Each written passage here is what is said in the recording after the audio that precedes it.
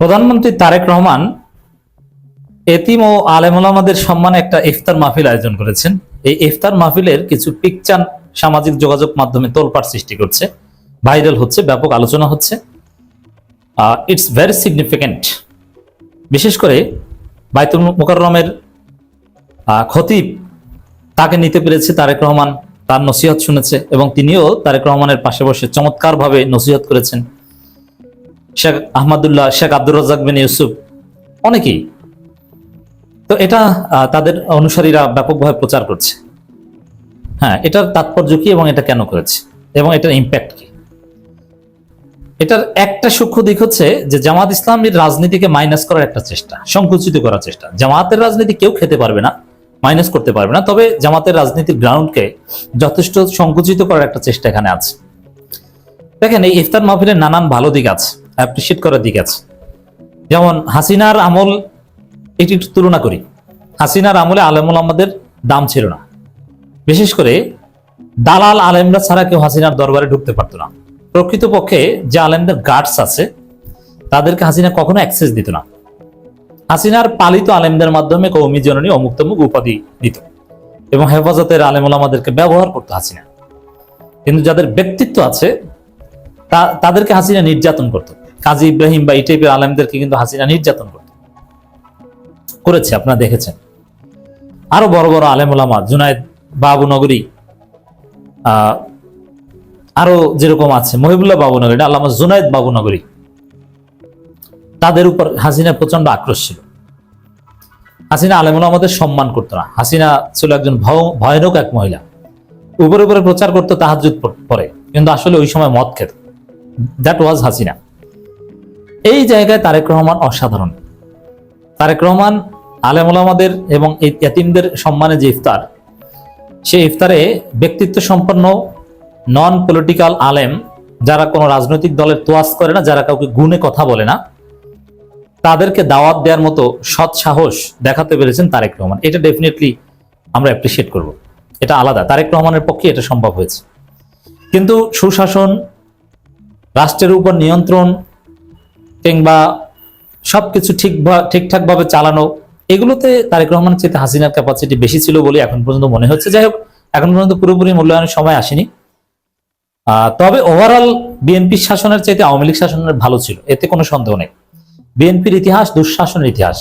Vote চুরি থেকে শুরু করে সামাজিক অপরাধের রেট, দুর্নীতির রেট, এটা আওয়ামী লীগের চাইতে বিএনপির অনেক বেশি।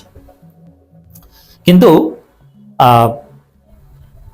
তারেক রহমান ব্যক্তি হিসাবে খালেদা জিয়ার সন্তান এবং জিয়াউর রহমান সন্তান, এই ছাপ এতে তার মধ্যে আছে এবং আলাদা বৈশিষ্ট্য তার মধ্যে আছে। যেমন এই বাইতুল মুকাররমের খতিব, তিনি কাউকে তোয়াজ করে কথা বলেন না, তিনি তার কথা বলেন এবং তিনি কারো দালাল না, এটা আমরা চোখ বুঝে বলতে পারি। সেই বাইতুল মুকাররম খতিব ট্রান্সজেন্ডার সহ নানান বিষয় তারেক রহমানের সামনে মুখের উপর যা বলেছে, এটা বাংলাদেশে একটা বিরল অধ্যায়।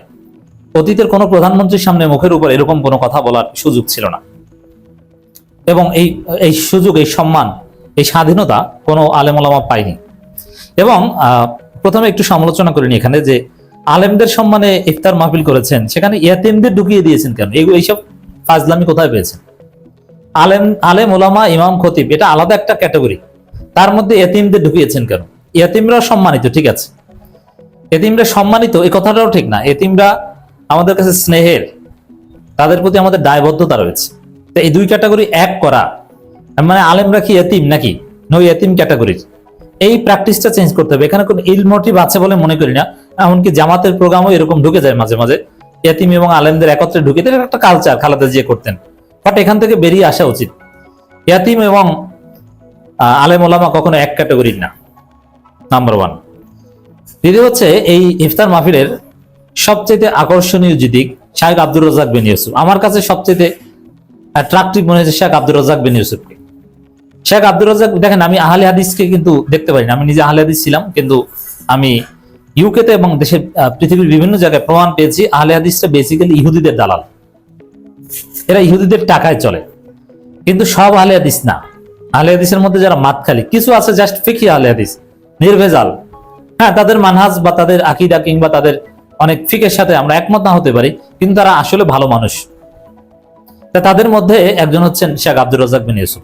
তার অনেক বিষয়ের সাথে আমি আপনি একমত না, কিন্তু ব্যক্তি হিসাবে তার যে সততা, পরেশগারিতা, খুলুসিয়াত, একজন নির্ভেজাল মানুষ শেখ আব্দুর রাজ্জাক বিন ইউসুফ। এরকম ভালো মানুষ আমি জীবনে কম দেখেছি।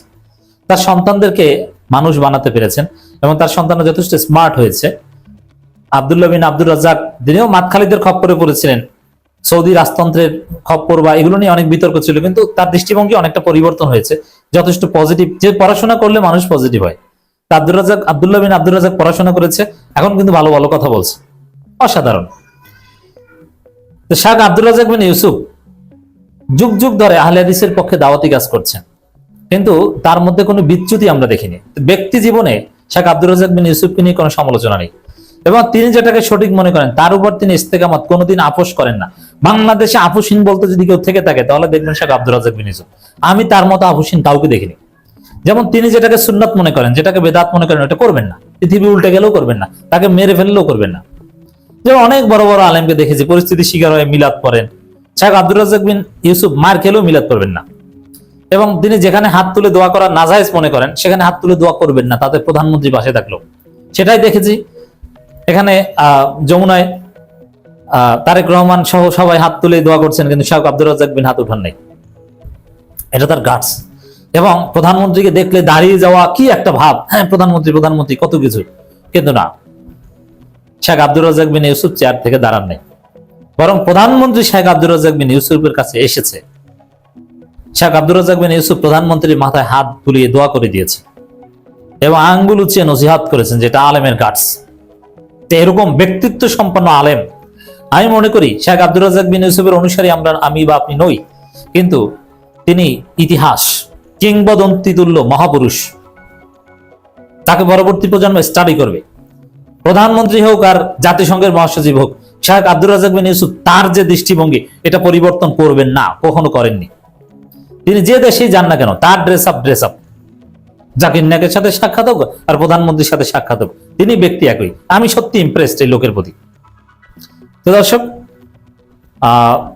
নির্ভেজাল নিরহংকারী একজন ব্যক্তি শেখ আব্দুর রাজ্জাক বিন ইউসুফ যেমন নসিহত করেছেন, এটা সত্যি অসাধারণ। এবার আসেন মূল আলোচনায়। এই ইফতার মাহফিলের সৌন্দর্য তো বললাম, কিন্তু এই যে আলেমদেরকে এত সম্মান দেয়া, এটার একটা মোটিভ আছে। এটা ভালো কাজ, ওভারঅল ভালো কাজ, ডেফিনেটলি উই শুড অ্যাপ্রিশিয়েট ইট। কিন্তু এই ক্ষেত্রে একটা জায়গা আছে যে জামাতের রাজনীতি এতে কিছুটা সংকুচিত করার চেষ্টা এখানে আছে।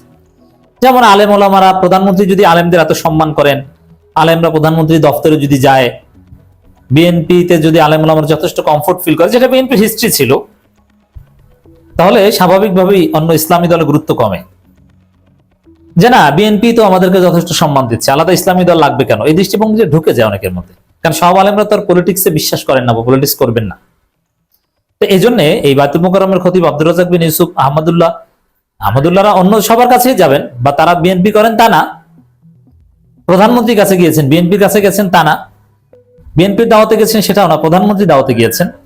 যাই ঘটুক না কেন, এটা ইসলামী রাজনীতি যারা করে তাদের অবস্থানকে কিছুটা হলেও সংকুচিত করবে, এতে কোনো সন্দেহ নেই, এবং বিএনপি এই ধরনের দলকে আরো মজবুত করবে।